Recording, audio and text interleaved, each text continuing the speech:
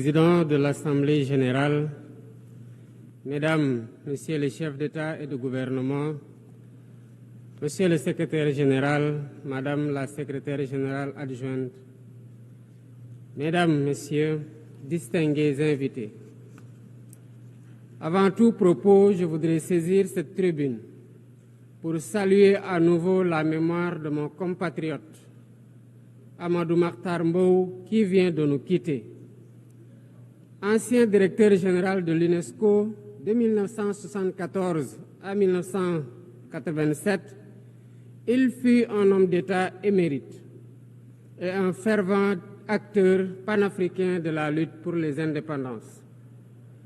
Je félicite M.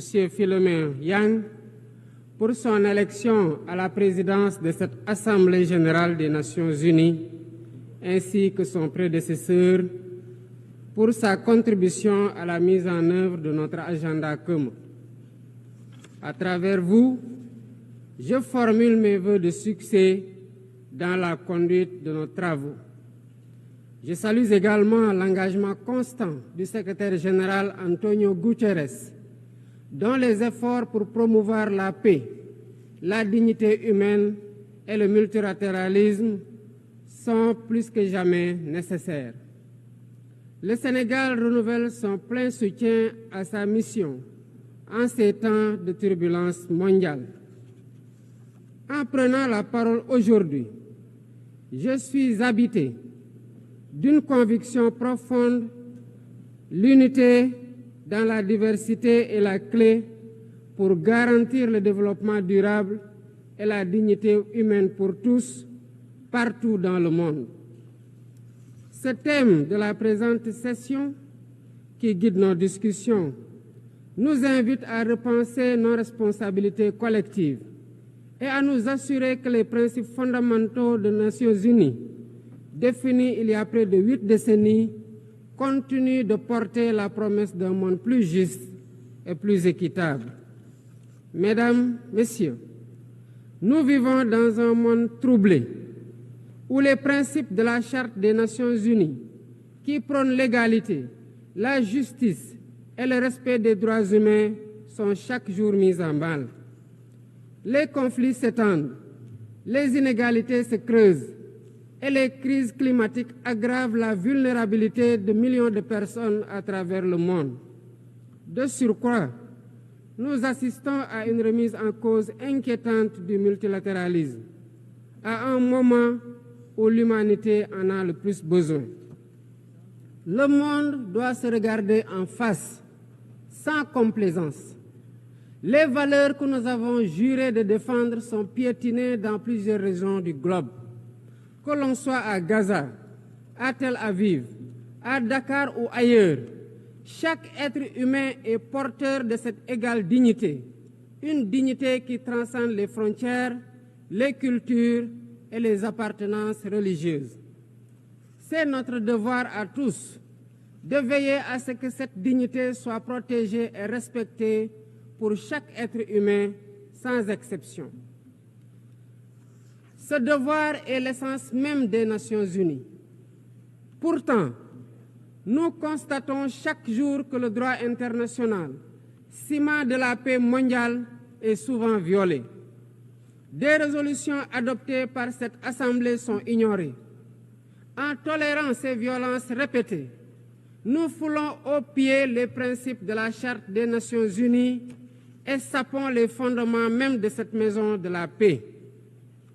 Jamais les fondements des Nations unies n'ont autant vacillé qu'en ces temps de violence et de peur et d'incertitude.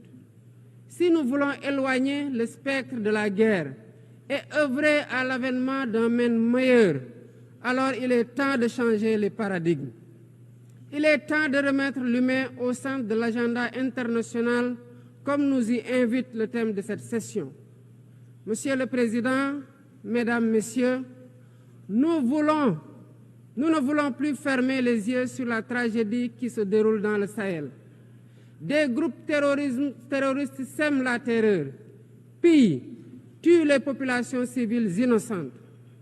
Cette région, autrefois stable, est désormais en proie à une violence quotidienne tandis que les Nations Unies, particulièrement le Conseil de sécurité, restent trop souvent inertes. De même, nous ne pouvons pas accepter que le Sahel devienne le théâtre de rivalités de puissances étrangères dont les affrontements ne font qu'aggraver la déstabilisation de la région. Je dois rappeler ici que la paix et la sécurité de l'Afrique sont indissociables de la paix mondiale. Il est impératif que le Conseil de sécurité remplisse pleinement son rôle de garant de la stabilité internationale. J'exprime à nouveau la préoccupation du Sénégal face à la situation tragique qui perdure en Palestine. Des générations entières y ont grandi sous l'ombre de l'oppression, privées de leur droit fondamental à un État viable. Le Sénégal, en tant que président du Comité pour l'exercice des droits inaliénables du peuple palestinien, appelle à un cessez-le-feu immédiat et durable. Nous réitérons notre soutien à la solution des deux États, avec Jérusalem-Est comme capitale de la Palestine, conformément aux résolutions pertinentes des Nations Unies. Cette guerre qui n'épargne ni femmes, ni enfants, ni infrastructures vitales est une plaie ouverte sur la conscience internationale. Il est impératif que le droit international humanitaire soit rétabli dans toutes les zones de conflit et que les Nations Unies jouent pleinement leur rôle de médiateur et de garant de la paix. Mesdames et messieurs, la paix n'est pas seulement l'absence de guerre. La paix, c'est aussi la possibilité pour chaque être humain de vivre dans la dignité, de se nourrir, de se loger, de s'éduquer et de recevoir des soins. Or, aujourd'hui, plus de 750 millions de personnes ne mangent pas à leur faim et des millions basculent chaque jour dans l'extrême pauvreté. Ces chiffres éloignent de plus en plus le monde des objectifs de développement durable fixés pour 2030. Nous ne pouvons plus accepter que les mécanismes de gouvernance mondiale continuent de reproduire ces inégalités. Il est alors temps de rompre avec la logique du chacun pour soi et de bâtir un nouveau contrat social global fondé sur la solidarité et la coopération. Ce contrat doit inclure des réformes majeures pour s'attaquer aux défis politiques, économiques, environnementaux de notre époque. Premièrement, il est impératif de sauvegarder et de renforcer le multilatéralisme comme cadre unique d'action pour la paix et la sécurité internationale.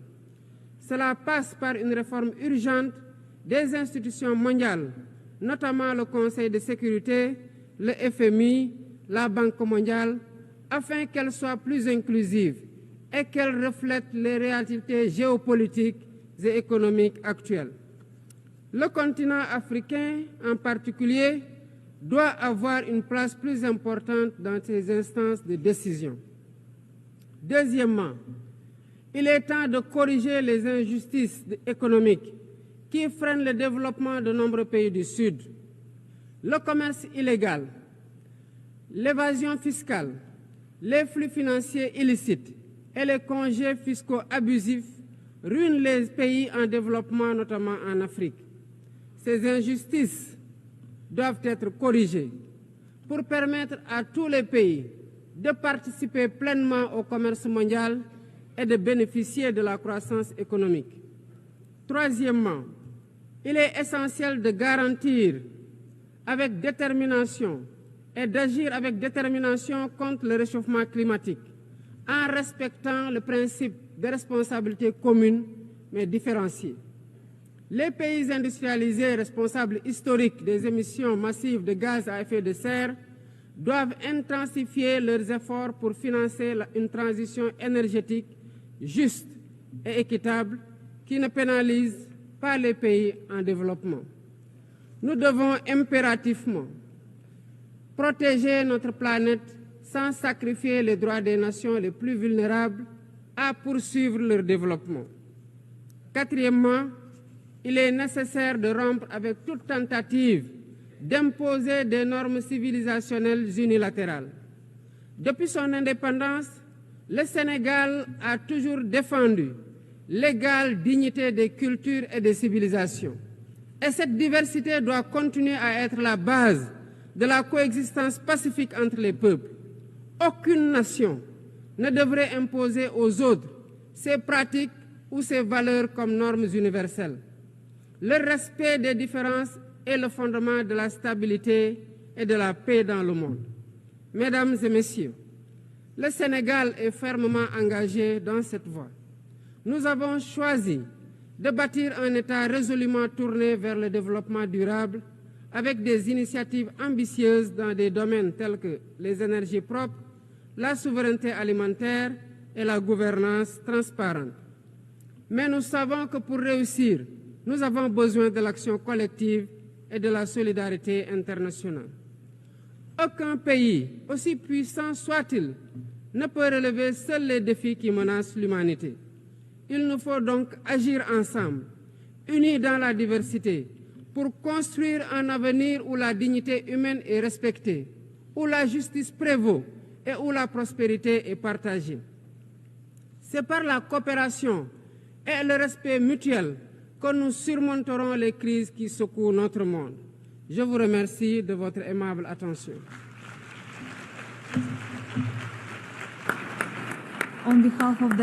Au nom de l'Assemblée, je remercie le président de la République du Sénégal.